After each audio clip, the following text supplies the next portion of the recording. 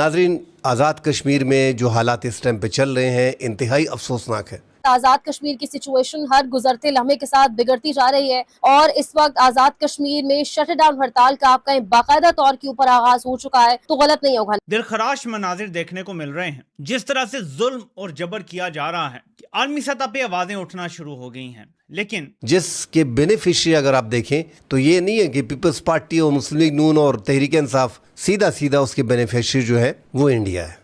इसमें कोई शक नहीं, वो आपका दुश्मन है, उसने करना ही है। हम भी तो पहले करते रहे ना, हम तो अब भी। वो माँ भी है, वो बाप भी है, वो सब कुछ है।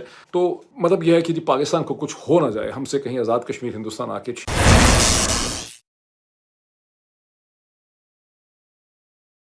आपने कहा कि ये आपका इंटरनल मामला है। पीओके आपका इंटरनल मामला इसलिए नहीं है क्योंकि यू आर ऑन रिकॉर्ड। आपका अटॉर्नी जनरल सुप्रीम कोर्ट में ऑन रिकॉर्ड रहा है कि जहां उसने एक रिप्लाई फाइल करी थी कि जनाब पीओके हमारी सरहद में नहीं है, यहाँ पर हमारे लॉ नहीं चलते हैं, इसलिए हम वहां के बारे में कुछ नहीं कह पाएंगे या मैं रिप्रेजेंट नहीं कर पाऊंगा। बड़ी एक बात, इंटरनल मामले पर बात कर रहे हैं। दूसरा, भाई इंटरनल मामला है तो वो इंडियन फ्लैग क्यों लेकर चलते हैं पीओके वाले हर 26 जनवरी को और 15 अगस्त को? वो 14 अगस्त को क्यों नहीं मनाते? ऐसा नहीं है कि 14 अगस्त में मनाने में कोई बुराई है, लेकिन वो 14 अगस्त को नहीं मनाते।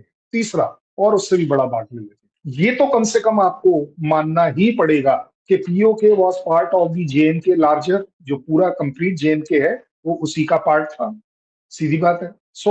मुझे बता दीजिए कि ये आपका इंटरनल अफेयर कैसे हो गया? पहली बात, ये आपका इंटरनल अफेयर नहीं है और दैट इज वाई हम। अच्छा, एक बात बताइएगा, पीओके में वेदर फोरकास्ट कौन सी कंट्री देती है? कभी जरा वो रेडियो पर ऑन कर देखिएगा। ऑल इंडिया रेडियो, गलतफहमी है। ऑल इंडिया रेडियो की उर्दू सर्विस देती है। आपको ये किस चीज ने कहा है कि आप वहां पे जाके वेदर फोरकास्ट देते हैं? आप तो अपने जनाब फोरकास्ट नहीं देते, आपका तो चाइना देता है नॉर्दर्न क्या area weather forecast. Weather forecast आपका क्या काम है? मुझे एक बात तो बता दें कल साहब, एक बात बताएं कल साहब, आपने एक बड़ी अच्छी बात, एक दफा इंडिया कहता है जी कश्मीर हमारा इंटरनल मसला, ये पाकिस्तान का है, इससे ताल्लुक ही कोई नहीं है। ठीक है जी, करेक्ट। मैं सिर्फ इतना जानना चाहता हूं कि कश्मीर का मसले पे आपके फॉरेन ऑफिस का क्या काम बनता है? स्टेटमेंट जारी करना, जब कश्मीरी आपसे कोई मदद नहीं मांगते, कोई हेल्प नहीं मांग रहे, उन्होंने को आपसे हेल्प मांगी है, आप कह रहे हैं कि जनाब आपके देखें आपकी, मैं कई इंटरनेशनल जरीदे अखबारें बता सकता हूं जो इंडियन ऑक्युपाइड कश्मीर में ह्यूमन राइट्स वायलेशंस, जो आपने पैलेट गन्स का इस्तेमाल किया, कश्मीरियों के मुंह छलनी कर दिए। कल साहब आपने कश्मीरियों के मुंह छलनी कर दिए, जिसको पूरी की पूरी दुनिया ने लिखा। आपका क्या काम, आपका मॉरल हक है बोलना इस पर?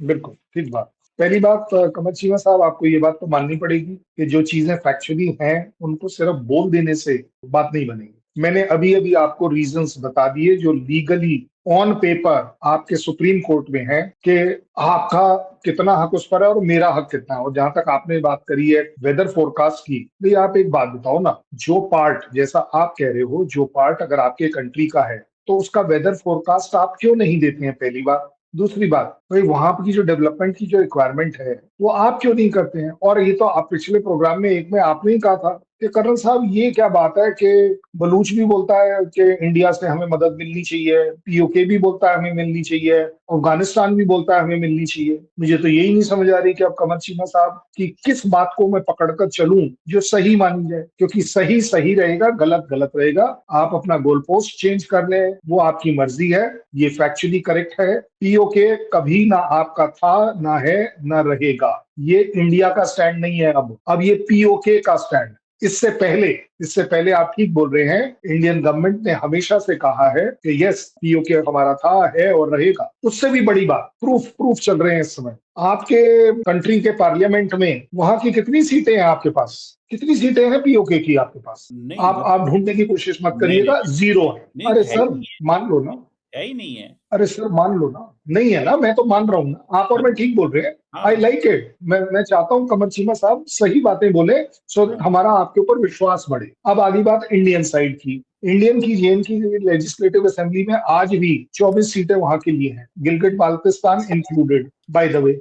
चलिए कोई बात नहीं, आप इसे नहीं मानना चाहेंगे, आप बोलेंगे सीटें तो कोई भी रख ले, कौन सी बड़ी बात है। हम तो देखें कंस साहब, आप पहले अनरेस्ट करवाते हैं, कभी आप बीएलए को सपोर्ट करते हैं, टीटीपी को आप फंडिंग करते हैं, अब आप सिविल अनरेस्ट पाकिस्तान में हवा दे रहे हैं। इस वक्त आपके सोशल मीडिया अकाउंट्स जो हैं वो वहां पे कश्मीर के अंदर पेड एडवर्टीजमेंट चल रही हैं, जहां पे कश्मीरियों को मोबिलाइज करने की बातें हो रही हैं। मैं तो समझता हूँ इंडिया, आप तो बड़े विश्व गुरु हैं, अमन की बातें करते हैं, हमने खून नहीं करना, वेजिटेबल खानी है, ये करना है, वो करना है, लेकिन कल साहब इस मामले में आप खून के प्यासे हैं पाकिस्तान की। इसकी क्या वजह है? कश्मीर में क्यों आप खून रेजी करवाना चाहते हैं? ये कश्मीरी कहीं कहते हैं।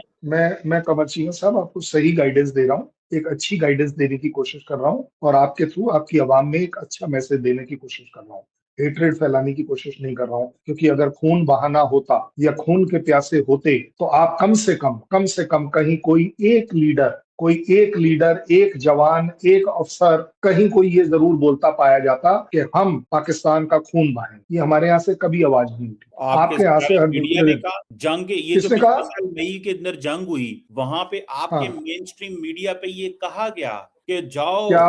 उन्होंने कहा जी आज कराची के अंदर मौत का नंगा नाच होगा, आज ये होगा, आज हम कल सब आपके किसने कहा? कहते रहे, किसने कहा? कोट करो ना, मुल्क किसने कहा? मैं फिर वही वाली बात। एक बात बताओ ना भाई, देखो फौज के साबिक मेजर ने इंडियन मीडिया पे खड़े होके कहा, हिंदी चैनल के ऊपर, कि आज कराची पे मौत का नंगा नाच होगा, नेवी वालों तुम भी कुछ कर दो। आर्मी और एयरफोर्स ने तो आपकी फौज के, आपको तो उसको कंडेम करना चाहिए, आपने अभी तक कंडेम किया इस मौत के नंगे नाच को? नहीं, उसको कंडेम करने की जरूरत क्या है, क्योंकि ऐसा कुछ हुआ ही नहीं। पहली बात, एक सेकंड, नहीं, मैं आपके ही लाइन पर चल रहा हूँ। भाई आप एक बात बताओ, कमर चीमा के खुद के शो में अगर 50 झूठ बोल लेता है, हम उसके लिए भी तो ऑब्जेक्शन नहीं करते हैं। पहली बात, क्यों? क्योंकि वो जज्बे वाली बात होती है कि हम कमर चीमा अपने कंट्री के लिए कुछ कहता है तो बड़ी अच्छी बात है।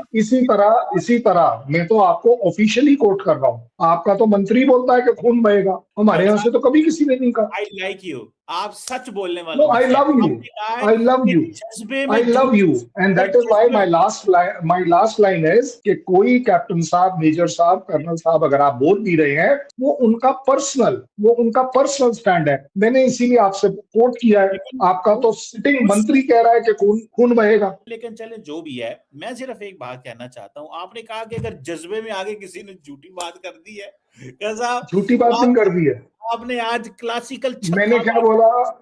नहीं, मैंने कभी, देखिए मैंने क्या बोला, जज्बे में कंट्री के आने के वजह से बात बंदा अपने जज्बे की कर रहा है, झूठ थोड़ी ना कर रहा है। एक सेकंड के लिए अगर मुझे आपको बोलना है तो मैं आपको ये जरूर बोल सकता हूँ कि अगर किसी ने मेरी कंट्री की तरफ आंख उठाया तो एक नहीं दोनों आंखें निकाल लूंगा। क्या बड़ी बात? इसका मतलब ये थोड़ी ना कि आपकी मैं कमर चीमा की आंखें निकाल लूंगा। That doesn't mean like that, please understand. हमारे यहाँ पर जब कोई, और मैंने इसीलिए आपसे कोट करने को बोला कि किस ऑफिशियल ने कहा, किसी ऑफिशियल ने कहा तो आप बता दीजिए, मैं मान जाऊंगा कि हमारी गलती है। हमारे यहाँ आज जो आपके साथ डिबेट चल रही है, आपने कोट किया है कि हमारी एक्सटर्नल अफेयर मिनिस्ट्री के स्पोक्स पर्सन ने कहा है। मैंने माना है कि बिल्कुल कहा है, और मैं तो कह रहा हूँ कि